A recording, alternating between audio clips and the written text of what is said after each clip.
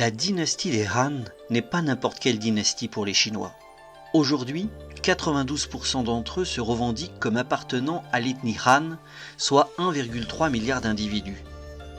Pourtant, rares sont les traces dans l'espace chinois de cette dynastie qui a régné de 206 avant Jésus-Christ à 220 après Jésus-Christ. Détruites, pillées, les constructions des Han, évanouies à tout jamais, n'ont pas fait disparaître dans l'esprit des Chinois d'aujourd'hui leur filiation avec ce peuple originel et historique.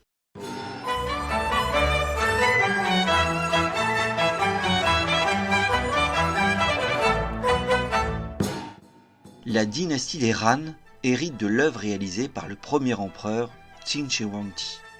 En réorganisant l'administration, en faisant disparaître le féodalisme et en développant une politique de grands travaux, il a tenté d'unifier le pays, mais son œuvre reste inachevée, car la Chine est encore menacée par des peuples étrangers dans ses bordures nord, comme les Yongnu, ancêtres du peuple de Genghis Khan, et elle est encore soumise à un climat tendu à l'intérieur de ses frontières qui frôle l'anarchie.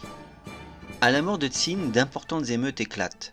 Un homme, Liu Bang, se place à la tête d'un groupe de révoltés et parvient à prendre le pouvoir en 206 avant Jésus-Christ, en établissant sa capitale à Chang'an, l'actuel Xi'an de la province du Shanxi.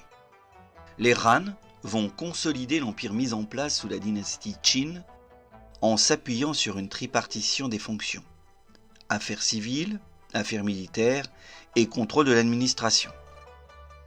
L'empereur fils du ciel, qui est au centre mais aussi responsable de tous les événements naturels, assouplit les lois pénales en interdisant les mutilations ou en permettant la lecture de livres auparavant proscrits.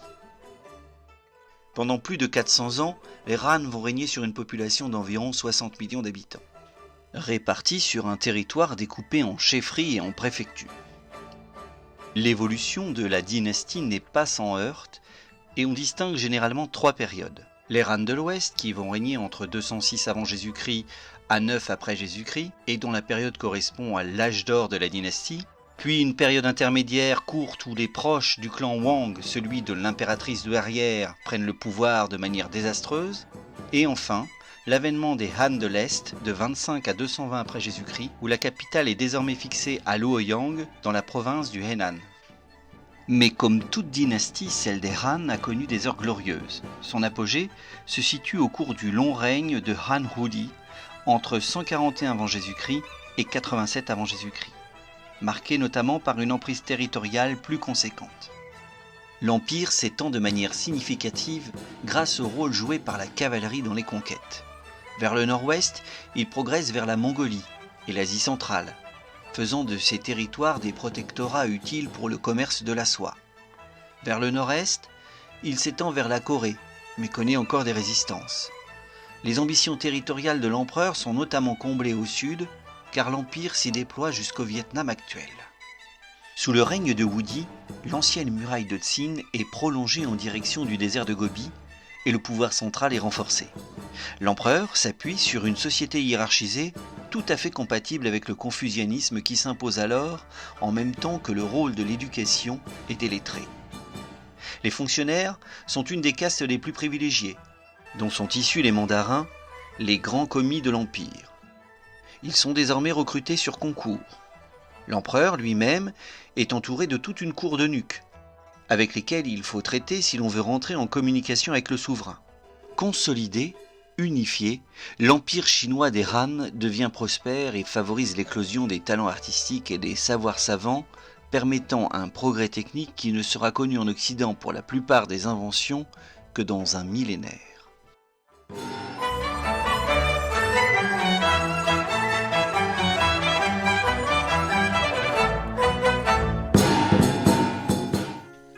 Les Han ont conscience d'appartenir à une civilisation brillante. Ils désignent leur territoire sous le terme de Songguo, c'est-à-dire l'empire du milieu du monde. Les inventions techniques durant la dynastie des Han sont nombreuses et fondamentales. Dans le domaine de l'écrit, le papier est mis au point au IIe siècle avant Jésus-Christ et amélioré au 1er siècle après Jésus-Christ par un haut fonctionnaire, Failun. Il est alors réalisé suivant un long processus qui va de l'ébullition d'un mélange d'écorce de mûrier, de chanvre, d'ancien linge et de filets de poisson, au pilonnage de la pulpe obtenue, lavé à l'eau, puis soumis au tamis, le tout étant à la fin séché et transformé en feuilles. Ces progrès vont faciliter l'amélioration de la calligraphie chinoise pour les scribes. Les caractères sont alors réduits et simplifiés, et la rondeur des origines disparaît pour un style plus carré, style encore usité dans la Chine actuelle. Les spiritualités alors se diversifient. Même si le confucianisme s'impose, une autre religion, le taoïsme, guide la vie de nombreux Chinois, comme l'atteste l'importance du livre de la voix, en même temps qu'un nouveau courant religieux, le bouddhisme, venu d'Inde, progresse en Chine dans les centres urbains dès le 1er siècle. C'est aussi sous les Han que sont mises au point des techniques permettant une meilleure connaissance de la Terre. Parmi elles, on retrouve la création d'une boussole, qui n'est pas conçue pour la navigation, mais selon les principes du Feng Shui. La cuillère posée sur la pierre d'aimant indique le sud, dit Sinan. On trouve aussi l'invention d'un sismoscope, un peu particulier, conçu en 132 par Sheng Heng, un savant chinois, appelé aussi girouette des mouvements de la Terre. L'appareil permettait de détecter les séismes, et notamment la direction du tremblement de terre, quand une des boules des 8 dragons tombait dans la bouche d'un des crapauds. Enfin, le même savant chinois réalise un globe céleste doté d'une clepsydre qui peut donner l'image du ciel étoilé, précisément par heure. Sur le plan artistique, la richesse des peintures ou broderies et la diversité des représentations contribuent au Shanguo. L'art funéraire est particulièrement dense. Nombreuses sont les figurines Minshi en terre cuite ou en bronze retrouvées dans les tombeaux, notamment dans ceux des empereurs.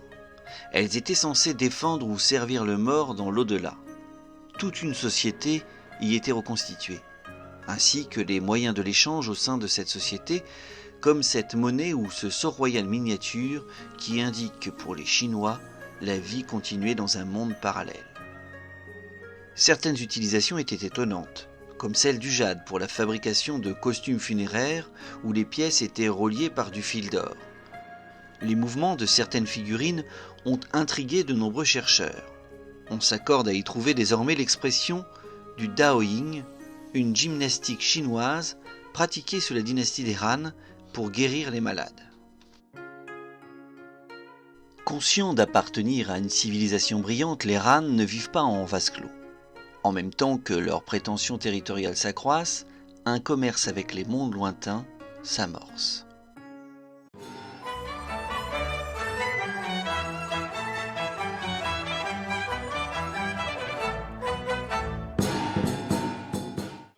D'abord établis avec les peuples proches d'Asie centrale, principalement nomades, les contacts vont se déployer jusqu'en Méditerranée avec l'un des empires les plus puissants, l'Empire romain, appelé par les Chinois la Da-Chine, la Grande Chine.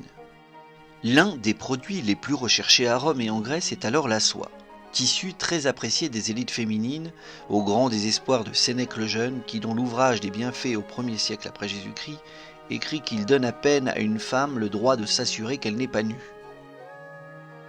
La fabrication de cette soie remonterait au 3e millénaire avant Jésus-Christ. Une légende dit même qu'un cocon de verre à soie serait tombé dans le thé de la grande impératrice Laïtsu au 27e siècle avant Jésus-Christ, et qu'en le retirant, elle aurait constaté qu'on pouvait le filer et l'étirer. Cette production de soie va trouver un nouvel essor sous les Han, en même temps que sa fabrication doit rester secrète sous peine de mort. Sous la dynastie, elle est déjà utilisée comme monnaie d'échange avec les peuples nomades, mais elle peut aussi servir à payer les fonctionnaires comme les militaires.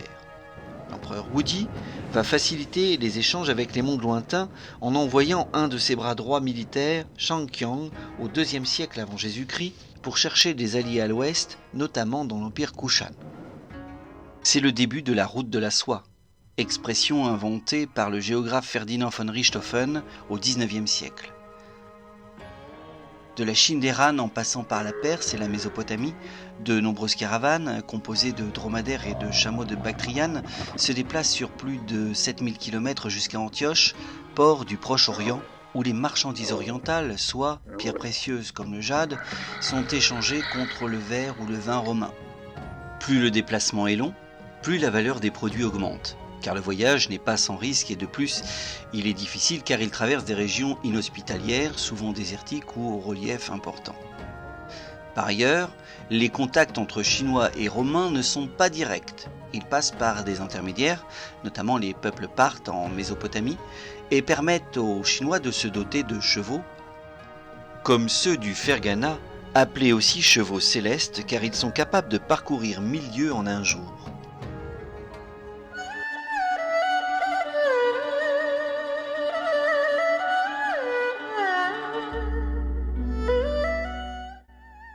Se présentant comme les descendants des dragons, les Han ont su unifier et consolider un empire prospère dont l'inventivité n'est plus à démontrer.